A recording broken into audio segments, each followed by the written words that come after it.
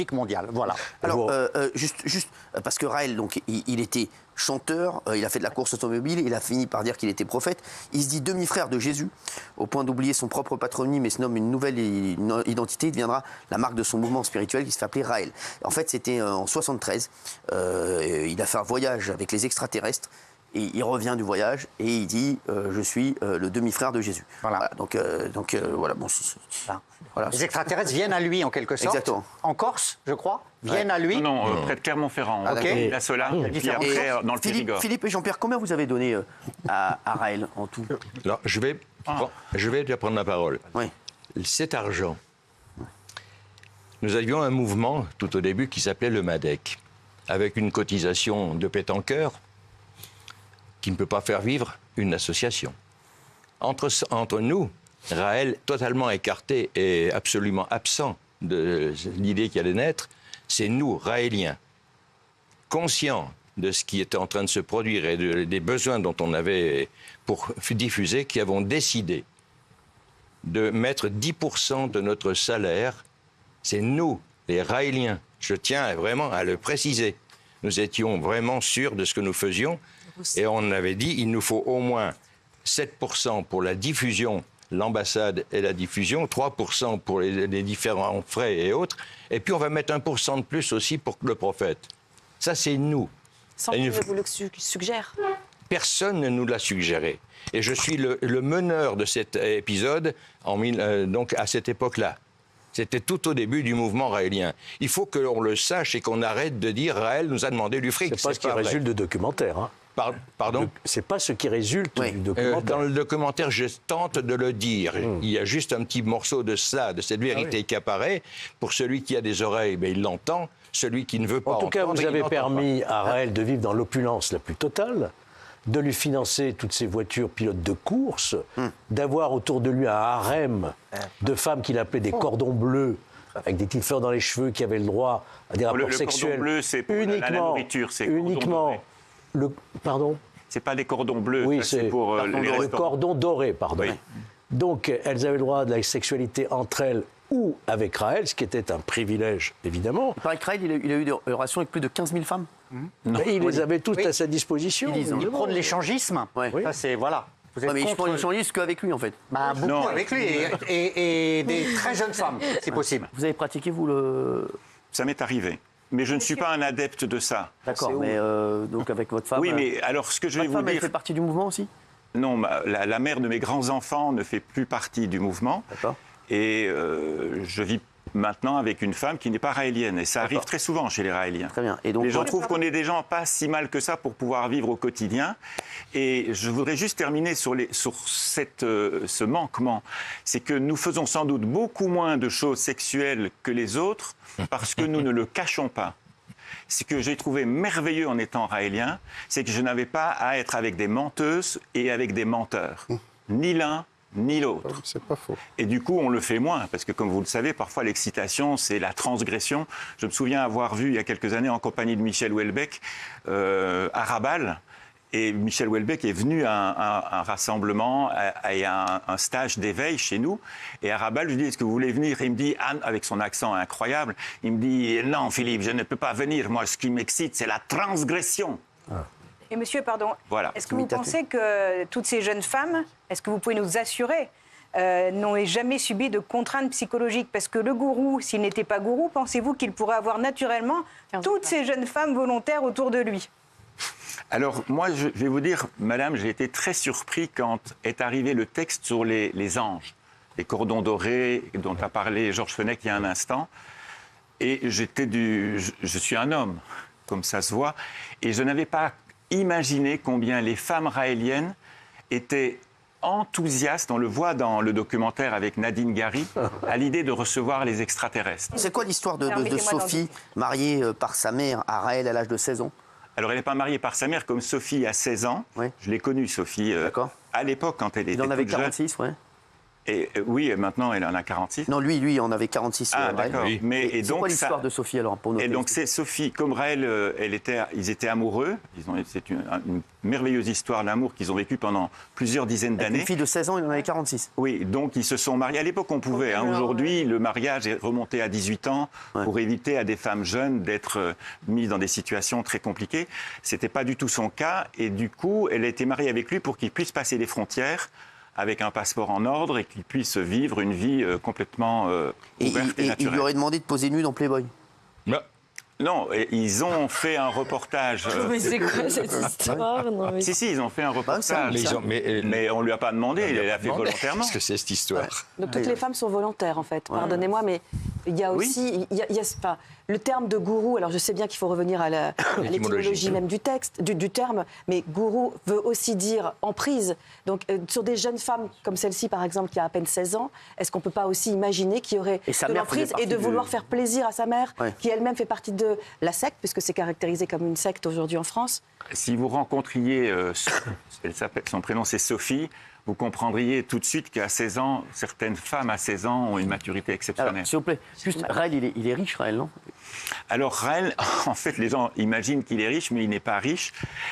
Tout l'argent, je le dis dans le documentaire, a été avec grand soin mis sur des comptes tout à fait précis pour la construction de l'ambassade. Il y a une vingtaine de millions de dollars qui sont de côté pour pouvoir construire l'ambassade. Nous Bon, ça veut avons dire que ça devrait être meilleur que Raël, il a 20 barres de côté, quoi.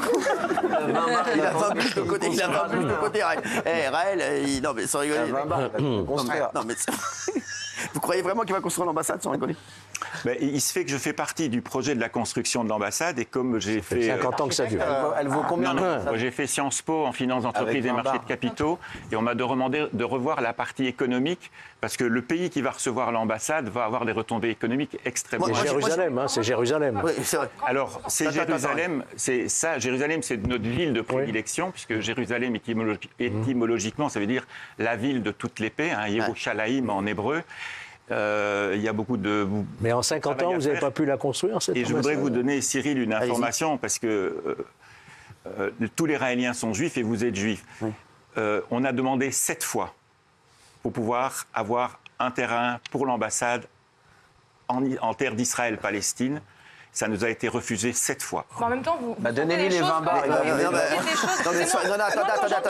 Attendez, non, Juliette, stop. Là. Non, on me dit moi que Raël, sa fortune est estimée à 600 millions d'euros et qu'il se déplace qu'en jet en fait. Oui. Mais non. hein. Non, Et c'est vous vrai vous ça ou pas? Vous Non, non, non. vous déplacez comment, vous? Moi, en voiture. Non. Alors, EasyJet. non, il s'est déplacé une fois D'accord. en jet, notamment quand il est allé en Afrique à l'invitation d'un chef d'État africain. Il était richissime, il faut Juste- arrêter. Non, mais il est richissime. Juste, Philippe et Jean-Pierre, moi j'aimerais savoir, on vous sent vraiment très très investi. Oui. Et on vous sent. Est-ce que vous êtes heureux? Alors, c'est une bonne question. Oui, la réponse est oui. Hein. Mais je n'aurais jamais imaginé de vivre la vie que j'ai vécue, parce que des embêtements, pour ne pas dire autre chose, on m'en a fait des tonnes. Et en apprenant à méditer, la fameuse méditation sensuelle qui permet de prendre une distance, de se mettre en harmonie avec C'est quoi, l'infini, ça permet de développer certaines... L'orgasme cosmique. Alors l'orgasme cosmique, Oui. c'est Là, c'est être en quelque chose. vibration avec le fait qu'on ressent qu'on est dans l'infini et qu'on est aussi l'infini. Et il y a une phrase de Raël que je trouve absolument merveilleuse. Les humains que nous sommes aident l'infini à s'exprimer. Pas de Patrick Bruel, ça? Raël, c'est pas Patrick Bruel, ça? Non, mais juste. Ah oui, Non, juste Jean-Pierre et Philippe, ça vous amène quoi en fait de faire partie de cette secte? mais en fait c'est l'art d'être heureux.